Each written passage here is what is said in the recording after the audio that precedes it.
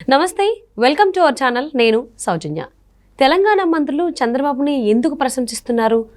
అలాగే పొంగులేటి శ్రీనివాస్ గారికి ఏం పని ఉండడం వల్ల ఖమ్మం టీడీపీ ఆఫీస్కి వెళ్ళి అక్కడ చంద్రబాబు పైన ప్రశంసల వర్షం కురిపిస్తున్నారు? అలాగే టీడీపీ కార్యకర్తలకి ఎందుకు కృతజ్ఞతలు తెలుపుతున్నారు? ఏమై ఉండొచ్చు?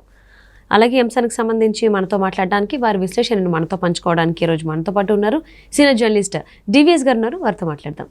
నమస్తే అండి. నమస్తే అమ్మా. అసలు పొంగులేటి శ్రీనివాస్ రెడ్డి గారికి అసలు ఏం పని ఉండడం వల్ల ఖమ్మం టీడీపీ ఆఫీస్కి వెళ్ళి అక్కడ టీడీపీ కార్యకర్తలకి కృతజ్ఞతలు చెప్పడం ఏంటి? అసలు చంద్రబాబు పైన ప్రశంసలు కురిపించడం ఏంటి? ఇదంతా జగన్మోహన్ రెడ్డి ఓడిపోతారు అనే సంకేతాలకి నిదర్శనం అని చెప్పి అనుకోవచ్చు అంటారు. అసలు ఎందుకు తెలంగాణ మంత్రులకి టీడీపీతో పని ఏంటి అంటారు? అంటే తెలుగుదేశం పార్టీ అనేది రెండు తెలుగు రాష్ట్రాల్లో 45 ఏళ్ళుగా ఉన్న పార్టీ కాబట్టి గ్రామాన దాని కార్యకర్తలు నాయకులు ఉంటారు. తెలంగాణలో కూడా తెలుగుదేశం యొక్క సనాతన ఓట్ బ్యాంకు బలమైంది. ఎందుకంటే వాళ్ళు కంటెస్ట్ చేసినా చేయకపోయినా పసుపు జెండా యొక్క పవర్ అలాంటిది. 45 ఏళ్ల పార్టీ కదా. ఇప్పుడు పొంగులేటి శ్రీనివాసరెడ్డి తెలంగాణ మంత్రి. ఆయన రెండు అంచులు పదును ఏంటి, కత్తికి రెండు అంచుల పదునే. అంటే ఎలా చూడాలంటే ఆయన రాజకీయ నాయకుడు, పైపెచ్చు కాంట్రాక్టర్. అంటే వ్యాపారిగా చూడాలి, నెక్స్ట్ పొలిటీషియన్గాను చూడాలన్నమాట. ఆయన ఎంపీ చేశారు, మొన్న అసెంబ్లీ, ఇప్పుడు మంత్రిగా ఉన్నప్పుడు. గతంలో ఎన్నికలు జరిగినప్పుడు మరి తెలుగుదేశం పార్టీ ఓట్ బ్యాంక్ కాంగ్రెస్కి షిఫ్ట్ అయింది. మనం చూసాం రేవంత్ రెడ్డి మీటింగ్స్లో కూడా అటు కాంగ్రెస్ జెండాలతో పాటు తెలుగుదేశం జెండాలు కూడా ఉండేవి. ఇదేంటి, కాంగ్రెస్ పార్టీ ప్రచారంలో తెలుగుదేశం జెండాలు అనుకునేవాళ్ళు. అంటే రేవంత్ రెడ్డి తెలుగుదేశం ఆరిజిన్ నుంచి ఎదిగినాడు కదా.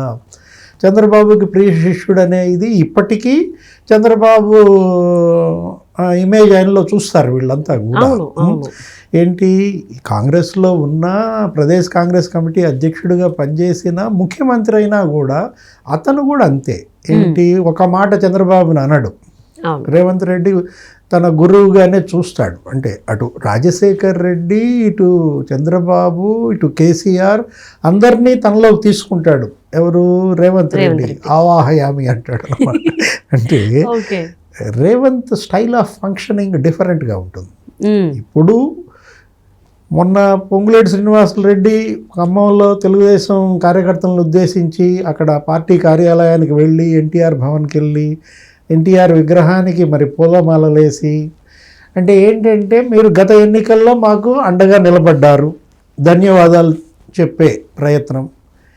చేతులారా బీఆర్ఎస్ దూరం చేసుకుంది కదా తెలుగుదేశం పార్టీ ఓట్ బ్యాంక్ని. టీడీపీ దూరం అవ్వలేదు, వీళ్ళు దూరం చేసుకున్నారు. ఇది కేటీఆర్ వ్యాఖ్యల వల్ల చంద్రబాబును అప్పుడు అరెస్ట్ చేయటం నీకు గుర్తుండే ఉంటుంది.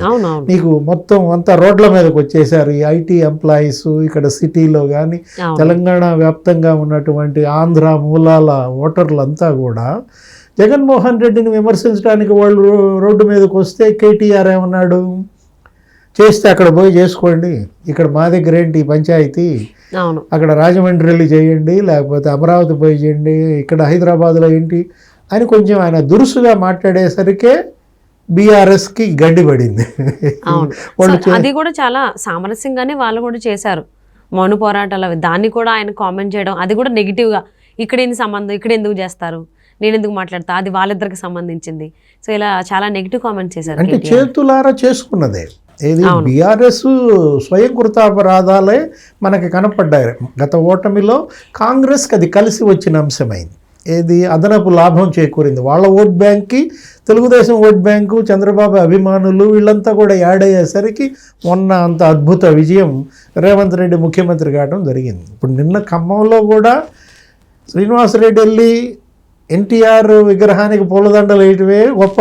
ఎందుకంటే ఆయన రాజశేఖర రెడ్డి భక్తుడు, జగన్మోహన్ రెడ్డి అనుచరుడు. షర్మిల మీకు తెలుసు, గతంలో ఆయన ఖమ్మం వైసీపీ ఎంపీ. షర్మిల తల్లి చెల్లి, తర్వాత జగన్ కూడా అక్కడ ప్రచారం చేశాడు. తెలంగాణ మొత్తం చేయకపోయినా అభ్యర్థులను నిలబెట్టినా ఎక్కడ చేశారు, శ్రీనివాసరెడ్డి దాంట్లో చేశాడు. ఎందుకంటే ఆ శ్రీనివాసరెడ్డి ఎదిగింది రాజశేఖర రెడ్డి కుటుంబం వల్ల ఈ ఇరిగేషన్ కాంట్రాక్టులు వీటిల్లో మరి 100,000 కోట్లకు ఎదిగాడు కదా. ఇప్పుడు ఒక అంచు గురించే మనం మాట్లాడుకున్నాం, ఏది రెండో అంచు పదునేంటి అన్నావు కదా. ఇప్పుడు వ్యాపారం, ఇరిగేషన్ ప్రాజెక్టుల కాంట్రాక్టులు ఉంటాయి. ఏంది, జగన్మోహన్ రెడ్డి ఓడిపోతున్నాడా, తెలుగుదేశం గెలుస్తోంది, చంద్రబాబు మళ్ళా ముఖ్యమంత్రి అవుతున్నాడని ఎన్టీఆర్ విగ్రహానికి పూలదండలు వేసాడా అని అనుమానం వచ్చింది మనకు కూడా. దానికి కారణం ఏంటంటే, ఇప్పుడు ఒకవేళ ఆంధ్రప్రదేశ్ ముఖ్యమంత్రిగా చంద్రబాబు అయితే ఆయన ఇరిగేషన్ ప్రాజెక్టులు కొన్ని అక్కడ ఉన్నాయి, కాంట్రాక్టులు ఎక్కడ ఆంధ్రప్రదేశ్లో చేస్తున్నాడు. అక్కడ హంద్రి, నివా, గాలేరు నగరి ఈ కొన్ని ప్యాకేజెస్లో పొంగులేటి కంపెనీ కూడా చేస్తోంది. మరి ఆ బిల్లులు ఆగకూడదు కదా.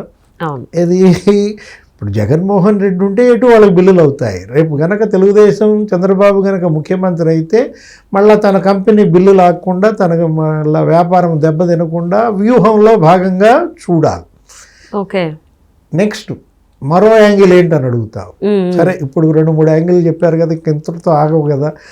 కొత్త యాంగిల్ ఏంటంటే రేపు పార్లమెంట్ ఎన్నికలు వస్తున్నాయి. అవును, అంటే అసెంబ్లీలో ఉపయోగపడింది Telugu Desam cadre, Telugu Desam vote bank. మరి సేమ్ అదే ఉపయోగం రేపు పార్లమెంట్ ఎన్నికల్లో కూడా జరగాలి కదా. రాష్ట్ర వ్యాప్తంగా మొన్న ఇచ్చినటువంటి మద్దతు, ఆ సపోర్టే రేపటి పార్లమెంట్ ఎన్నికల్లో కూడా తెలుగుదేశం ఓట్ బ్యాంకు, ఎన్టీఆర్, చంద్రబాబు అభిమానుల నుంచి కాంగ్రెస్ కోరుతోంది. బీఆర్ఎస్కి దూరం జరిగారు, ఎడమయ్యారు. ఆ ఎడాన్ని ఇంకా పెంచుతోంది. వీళ్ళ పట్లేమో ఒక రకమైనటువంటి ఆదరణ, ప్రేమ, ఆప్యాయతలతో ఉంటున్నారు.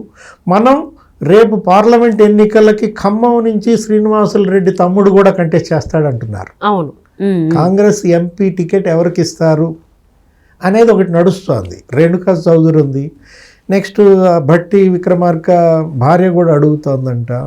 మనకి దరఖాస్తులు పెట్టుకున్నారు, కాంగ్రెస్ పార్టీ పార్లమెంటు అభ్యర్థిత్వం కోరే వాళ్ళందరి నుంచి దరఖాస్తులు స్వీకరించింది. విహెచ్ కూడా పెట్టుకున్నాడు, ఎవరు, హనుమంతరావు. ఇప్పుడు మరి పొంగులేటి తమ్ముడు గనక టికెట్ ఇస్తే మరి అక్కడ ఉపయోగపడతారు. ఇలా పొంగులేటి శ్రీనివాసులు రెడ్డి ఒక పని చేశాడంటే దాని వెనక అనేక లాభాలు చూసుకుని కానీ చేయడనమాట. మనం ఒకవైపు ముఖ్యమంత్రి Revanth Reddy direction, next Congress policy, తర్వాత కాంగ్రెస్ తెలుగుదేశం కలిసి నడుస్తున్నాయి ఎక్కడ, తెలంగాణ వరకు. వీటిని కాంక్రీట్ చేసుకుని రేపు రాబోయే పార్లమెంట్ ఎన్నికల్లో కూడా ఆ గండం గట్టెక్కాలి. మళ్ళా బీఆర్ఎస్ బతకూడదు. పులి బయటకు వచ్చింది, కేసీఆర్ నిన్నే వచ్చి ప్రమాణం చేశాడు.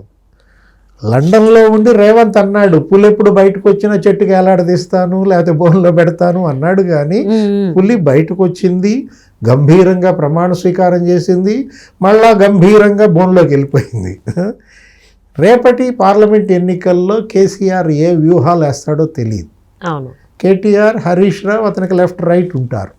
ఈ పరిస్థితుల్లో కేసీఆర్ వ్యూహాలు తట్టుకోవాలంటే కాంగ్రెస్ మరి పార్లమెంట్ ఎన్నికల్లో కనీసం 14-15 సీట్లు గెలవాలి, 17 లోక్సభ స్థానాల్లో. అంటే ఇప్పుడు పొంగులేటి గారు ఖమ్మం టీడీపీ ఆఫీస్కి వెళ్ళడం వెనక రేవంత్ రెడ్డి గారి వ్యూహం ఏమన్నా ఉందని అనుకోవచ్చా? ఇద్దరి మధ్య మరి బ్రహ్మాండమైన అనుబంధం నడుస్తుంది కదా. ఎవరు, రేవంత్ రెడ్డి, పొంగులేటి. ఓకే, రేవంత్ రెడ్డి అంచెటు చంద్రబాబు యాంగిల్, పొంగులేటి యాంగిల్ ఇటు జగన్మోహన్ రెడ్డి యాంగిల్. అదే కదా నీకు పేరు, మంచి హిట్ పేరు నీకు క్లిక్ అయిందంటే ఇదే కారణం అన్నమాట. సో అంటే ఇప్పుడు మరి పొంగులేటి గారు ఆల్రెడీ దేవరకొండ విజయ, రష్మిక పేరులాగా ఏంటి ఇవాళ అటు జగన్మోహన్ రెడ్డి వర్గము కాంగ్రెస్ను కోపేసుకుంటోంది, ఇటు చంద్రబాబు అభిమానులు తెలుగుదేశం వర్గము కాంగ్రెస్ను కోపేసుకుంటున్నప్పుడు కాంగ్రెస్ డబల్ అవుతోంది. దాని యొక్క బలం రెట్టింపు పుంజుకోవటానికి కాంగ్రెస్ ఇదే కారణం అన్నమాట. ఒక సామాజిక వర్గం బలంగా నిలబడింది కదా. ఏది, మనం సామాజిక వర్గాల మారిగా మనం చూసినట్లయితే ఇన్నేళ్ళు అధికారం చెలాయించుకున్నటువంటి ఒక సామాజిక వర్గం బీఆర్ఎస్ని ఎత్తుకుంది 10 ఏళ్ళు. ఇప్పుడు మరో సామాజిక వర్గానికి పెత్తనం దక్కింది. ఈ పెత్తనం కోసం వాళ్ళు 10 ఏళ్లుగా రగిలిపోయారు. అవును. ఇప్పుడు జగన్మోహన్ రెడ్డి సామాజిక వర్గం అంతా అండగా ఉంటుంది. నెక్స్ట్ తెలుగుదేశానికి అండగా ఉన్న సామాజిక వర్గము కాంగ్రెస్కి అండగా ఉంటుంది.